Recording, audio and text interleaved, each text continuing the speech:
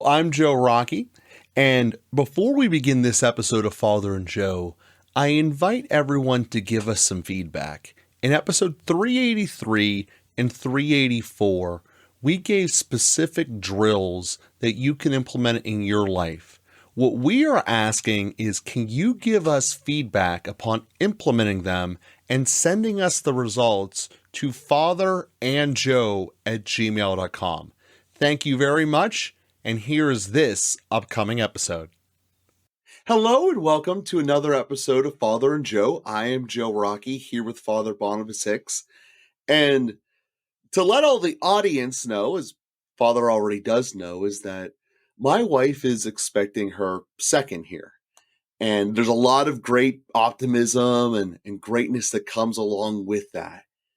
However, for those of you who are listening in America, you are certainly going to understand what I'm going to talk to. And for those around the world who are international listeners, be illuminated into a little problem that we have here.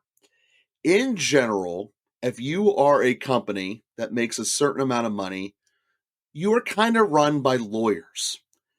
And as a result, the healthcare industry certainly has more than one of them poking around. So Teresa goes through the normal process that comes with discovering you're getting pregnant. You go talk to this person and that person, and quite frankly, it's all a little overwhelming as the guy because, it's not your PC parts, and they're just going around the specialist to specialist that you really don't know what they're exactly doing.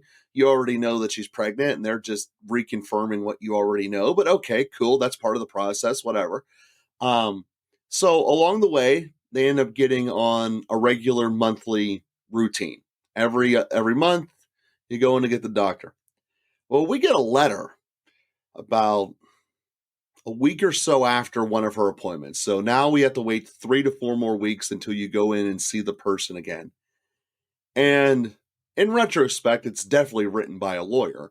But it basically said is, we found an abnormality. You need to talk to your blank specialist, which I have no idea what that even meant. Like, we have one on speed dial, and the whole health insurance isn't built to talk to 7 referrals before you can even talk to a minor specialist. But that's a digression. And it pretty much implies that, like, you're going to have cancer. I mean, that's basically what this letter implies.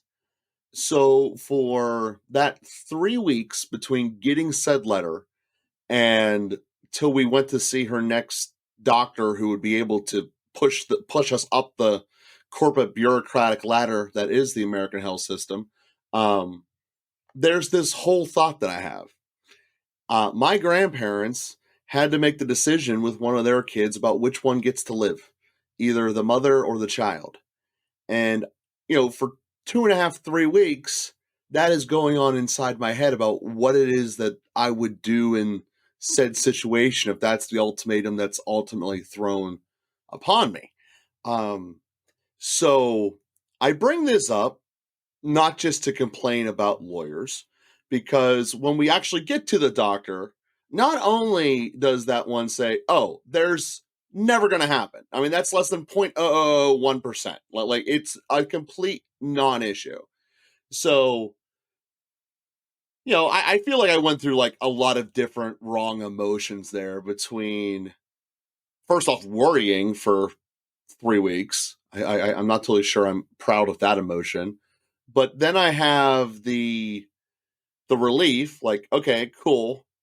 Then I'm upset because you guys effectively just made me waste all this time, energy, and emotion and going into like really bad places in this thought process for something that never should have been. So I tell all this story to say I don't even know what direction this goes into in terms of the religious type conversation. I just know that is the experience I have been living for quite a bit here. And I know that you're going to have better answers about it than my brain could come up with. Not necessarily solving the problem, but wherever direction you want to take it, Father, I'm open, because I'm sure I'm not the only person who's had a similar type experience that went along these lines. So, Father, with that being said, share the floor to you and we'll go from there. Well, maybe you can just lead us a little bit into your interior, and I can try to help with that. So, what does this do in you? I guess what's your interior response to these challenges or these I don't know, difficulties, complications, and then what would you want this to look like different than what it is? Well, that last part's the easiest part. What would I want it to answer differently is I'd like people to put some perspective into the whole world is going to end conversation. Like if you put some perspective in, it goes, this is possible, but it's less than a 1/1000th of a percentile chance. Okay, that's a different thought process and energy that goes into something. So the first thing I would want is perspective, because as I tried to make very clear in the beginning, this is not my field of expertise. So all I have is this letter from your company with the official, 9 yards on it, saying this. So that's the first thing. As far as what I wish was different, but I can't control that. So as far as my interior, for better or worse, one of the things that I always try to do is prepare for reasonable situations that could arise. Maybe I've always been this way, but it's certainly as a result of being in sales. What might people say as an objection that's a realistic or valid objection? And you try to figure that out in advance. So then the ones that are the most realistic and the most meaningful, you bring up before they're even asked. So whatever your product is, how will it actually help me? What do I actually get out of it? That's normally the most common objection you get in sales. What do I actually get out of this? Well, you got to figure out how to answer that question in a meaningful way that's going to land on your recipient, which is why I think sales is so fun, because it's always a relationship and there's no one script. You're constantly making new answers to that. So my interior is already built to planning, figuring things out, and try to not get caught off guard within the moment, which typically ends with me coming up with, if it's not what I'm going to say verbatim, it's at least the bullet points of what the answer would be, right? So, you know, just as a lot of speakers do that don't write out their speeches, they got the gist of what they're going to say before they hit on stage. Maybe it's from sheer volume of practice. Maybe it's just I've thought about this enough and I know what I'm going to say. So I have that part as my internal processes. Um, Mix that in there with somewhere along the line basically being taught that worrying is a wasted emotion slash evil slash whatever. um Mix a little bit of that in there, a little bit of baggage from the past, and here we are getting something that actually has happened to my family before. This is going to happen to me and I have no idea how to handle it. And then there's that part of the I have no idea what the answer is supposed to be, because talking to you for a great deal of years, the answer has always been it's a religion of life. It's a religion of love. It's a religion of relationship, and it's a religion of life. I mean that's very straightforward. Um, but then at the end of the day, the decision is choosing between one or the other, and it's what does that do? And then then I went from the pure religious side, the philosophical side of the question, I guess, to the actual practical side of life. What does that mean 3 days after I make this decision? Like what happens then? You know, how do those conversations work? Because there's no good answer. And for the record, I don't even think I ever came to a conclusion. That's the other part. I don't come to answers. In any part in this process, I I come to decisions quickly. It's my personality type. Again, they're not always necessarily the right decisions, but I come to them quickly. And not coming to a decision is actually something that bothers me immensely. So you add all that stuff up, I think that's a pretty good picture of what my interior is. If you need something more, I will gladly share it. But No, no, I appreciate that where I was. processing. Um, and sorry, I think I lost the detail of so what's the decision and Well, they basically told me that based upon this letter, at least it was applied. They didn't tell me this because it turned out that was just a lawyer writer, that I'm basically going to have to choose between one's going to live and one's not, either the new baby or my wife. That's basically what came upon it. Like I said, my grandparents had to go through that decision, and you know, it's so it's real. I mean, it's not like this is made up. I've only seen it in a fantasy. It's happened inside my family before, so it's possible. Again, I'm not a geneticist. And what are the circumstances in which they're describing that? Well, They so told us in a let me letter just. that was written by a lawyer. So This is who they're going to prefer in treatment if something goes wrong. Is that? no, they just told us that there's a chance that it's not going to work. Is the long story short. And that's essentially to the extent of detail they gave. So just enough for your mind to run wild down all these horrible routes. Because again, I'm not an expert in here to know any barometer or percentage of how real or fake this problem is, or likely, I guess, is the way to say this outcome is to occur. Yeah. Yeah, it's probably a little bit more detail is needed to do the moral analysis, but a basic principle, and we're in safe distance from the election to say this even more so now, but it's uh, sometimes we talk about choosing the lesser evil. So you can't do that. You can never choose evil for any reason. So you may choose the lesser good or the greater good, but you can never choose an evil. And so some of the challenges around saving a life, recognizing that may have a consequence for another life, is is a little bit needs a little bit of care, morally speaking. So, like if two people are drowning, can you uh, can you choose to let one of them die? No, you can't choose to let one of them die. Can you focus on one of them over the other first? But your intention really has to be to save both. Mm-hmm. And then knowing, I mean, that requires choices that have to be made. And, you may choose to save one and the other one, you don't have time to save both anyway, but you can't choose to let one of them die.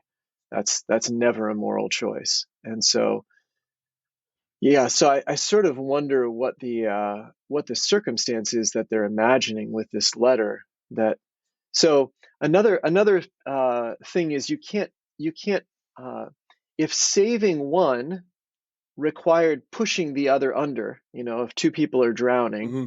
the only way I can save one of them is to push one of them down and kill him, basically. Mm-hmm. And by doing that, I can save the other one. I can't ever make that choice, even if the consequence is that both of them will die because I can't save them. It's never morally permissible to kill one to save another. And that's where we get into various kinds of trouble with pregnancy things, because um, it's like, well, there's a cancer in the uterus and there's a baby in the uterus. Unless the uterus is flushed, the mother will die of cancer. And so I'm flushing the cancer from the uterus. I'm flushing the baby from the uterus. I'm killing the baby. Mm-hmm. So um, even so, You pretty much just nailed the even scenario that of what it requires. sounded like in that letter. So Yeah, and the reality is, so a mother could, so you can't intentionally, I mean, let's see, even that requires a little bit of subtlety. A slightly easier example is with chemotherapy. The mother could choose to take chemotherapy knowing that there might be consequences for the baby. Um, well, I guess the problem with the uterus example. Anyway, see, these things get a little bit complicated. This is why you can't just like make blanket decisions about what's going to be done. The in moral theology, this falls under one of two names: either the principle of double effect, and then the broader category is material cooperation with with wrongdoing, with evil in that sense. So when can you materially cooperate with something that's wrong? And there are situations that, when you pay taxes, you're materially cooperating with wrongdoing. Or when Jesus carried his cross, he was materially cooperating with wrongdoing. So there is a place to do that morally, and then that has to be balancing what the positive outcome is that's being sought, that it can't be found in a different way, and that the benefits would outweigh the losses. But again, it requires seeking a positive outcome. So a mother might decide to take chemotherapy knowing that there could be a consequence for the baby, but it also is necessary for her to treat the cancer. Um, and that's going to be a matter of prudential judgment. So the question is, could she delay the chemotherapy in order to protect the baby, have a safe delivery, and then take the chemotherapy? And now you're into a world of statistics. Mm-hmm. Well, there's a chance the cancer could spread if she waits, but there's a chance the cancer might not spread if she waits. There's a chance that the baby would be damaged by the chemotherapy if she takes it. There's a chance that the baby would not be at least permanently damaged by the chemotherapy. If that's the case, in some cases, the chemotherapy would definitely kill the baby. And then you have to weigh that against, like, you might save the mother, you will definitely kill the baby. If you wait, you might save the mother and the baby, um, or if you wait, you might save the mother and the baby. You might just save the baby. You'll definitely save one of them. So anyway, the working your way through some of the moral analysis in different situations, but that's like, an ectopic pregnancy is another example of where the baby is implanted in the fallopian tube. And is there a way to, so there's actually no way to save the baby in that case. We don't have the means of transplanting the baby from the fallopian tube to the uterus, which is the only place the baby can grow. And but if you don't do something, in some significant percentage of cases, 30 some percent, the fallopian tube will rupture and the mother will die. So anyway, but that's yet a different situation. So again, I'm sort of curious what the actual situation is this letter is leaning into, because you can't just make a simple analysis like, we're always going to save the mother, we're always going to save the baby. Well, see, that's the thing. Um, Like, because it was written by a lawyer, it went out of its way not to have any specifics aside from go see the super specialist. Like that's basically what it was. And again, you don't go and see the super specialist unless there's a problem. The entire system is built not to bother the most expertise people of healthcare. So without saying it, they're saying it, right? That there's a giant problem here with massive potential issues. Um, and no one really to talk to about what this means or anything like that. And then, like I said, when we actually get to her next monthly checkup, the nurse is like, "Oh yeah, this is like a nothing. Like the likelihood of this becoming something is so minuscule. Um, it's there, but like I said, it's presented in a way, again, in my opinion, because it was written by a lawyer. Um, and this is to me the bigger problem. If they don't write this letter, and because they're so large, they probably have enough people who they're responsible for the pregnancies of, that statistically speaking, it will happen in a year. Um, then boom, they can conceivably be sued or whatever. But then there's 999,000 and 999 that you just put all this extra anguish through and all that. So to me, there's a lot more of going on here in terms of fixing this problem than just one company's mailing policies. There's an entire legal system behind it. But what I can't do anything about that unless I become governor or something like that. I can't do anything about that. But when I sit here and go, just going off your conversation about statistics, I understand that anything involving people is different. Part of my world is reaching out to people to teach them how to sell, which means you're talking to strangers. And yes, I know all kinds about different personality types and all that. But even that being said, if I put three people that have the exact same personality type tested to be identical, there is no one magical way of communicating a message to them that they all will love 100% of the time, no matter what. This isn't like if you go fast enough, you will break the speed generator. You'll make a sonic boom because you went fast enough to break the sound barrier. When people are involved, there's no one size fits all, aside from the incredibly basic. If you turn off someone's heart, their blood will stop pumping. Okay, that's a function of an organ. But when we talk about the greater effects, I mean, there's a reason every single pharmacy commercial ends with 20 different side effects because we're all different in some regards like that.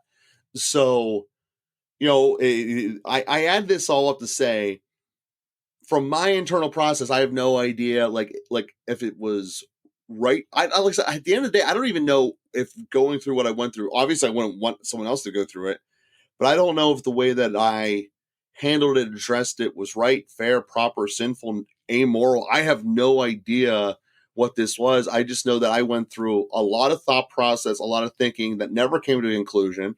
That was incredibly stressful and very worrisome throughout the whole process of that 2 to 3 weeks. So, like I said, that I bring this because every once in a while something comes up like this that I have no idea the answer, and answers way better than I do about this kind of thing. And like I said, hopefully it was good content for everyone hearing this, because I'm sure that someone else has gone through something similar. There's a little bit related to some of the end of life questions and the do not resuscitate requests or whatever that word is. Um, and ultimately, what you want is not a sort of blanket statement. You really want a relationship. If I can just bring it back into our theme, you want to say, well, I want someone to make this decision who I trust to be morally well formed and of clear mind and always having my good in mind. That's what I want in the moment. And that's what I want to sign off on, is that before you make decisions that kill my wife or my baby, I want you to talk with X and have that person involved in the moral analysis of the situation. So that's similar to what the DNR, the best approach to end of life documents, whatever those things are called, is involving somebody who can help to make the decision in the moment, who can take in all of the factors that are involved, because there just isn't a sort of blanket policy that you can apply that fits every situation. Well, I guess on that note, we're going to have to leave it because there's certainly just in this other way. I think this might be an argument for having experts and trusting experts. Because I don't know what half of this stuff means. How can I make it's be like reading something in Brazilian. Like, I have no idea what this means. How am I supposed to make a decision off of it? Let alone all the emotional impact that heightens every other decision forever. So that being said, Father, like I said, I hope this was a meaningful episode for those out there listening. It just wasn't a private inward reflection on me that did nothing for you. But we thank you all for listening, and we will be with you again next week with a slightly different topic. So thank you, and we will see you then.